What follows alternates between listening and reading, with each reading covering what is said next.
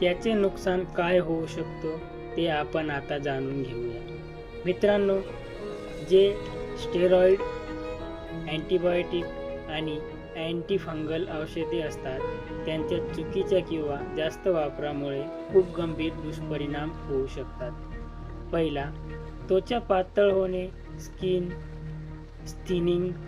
जर आपण रोज किंवा कायम उपयोग केले तर चेहरा किंवा ज्या ठिकाणी आपण क्रीम लावतो ते भाग खूप नाजूक व पातळ होते. त्या जागेवर थोडासे घर्षणानेही जखम होऊ शकते. आपल्या शरीराची जी नैसर्गिक ताकद असते ती खूप कमी होते. त्वचाचा रंग देखील बदलतो. काही भाग खूप फिकट पांढरे डाग पडतात किंवा काळसर डाग पडतो आणि हे बदल कधी-कधी परमनंट पण होऊ शकतो. इन्फेक्शन वाढतो. सुरुवातीला थोडे दिवस आराम मिळतो, पण काही दिवसांनी बुरशी जास्त प्रमाणात वाढते. आपण तरीही क्रीम लावत राहिलो तर ते वाढत जातं आणि चेहऱ्यावर गंभीर नुकसान होते.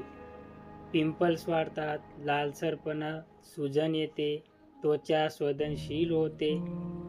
जसं की उन्हात गेलो तर जळजळ होणे, आगाग होणे, चेहऱ्याला खाज येणे, या प्रकारे खूप मोठे नुकसान बघायला मिळू शकतो. म्हणून वापरण्यापहिले डॉक्टराचा सल्ला घेणे खूप गरजेचं आहे. जर असं नुकसान बघायला मिळत असेल तर क्रीम लावणं लगेच थांबवा किंवा डॉक्टरांचा सल्ला घ्या.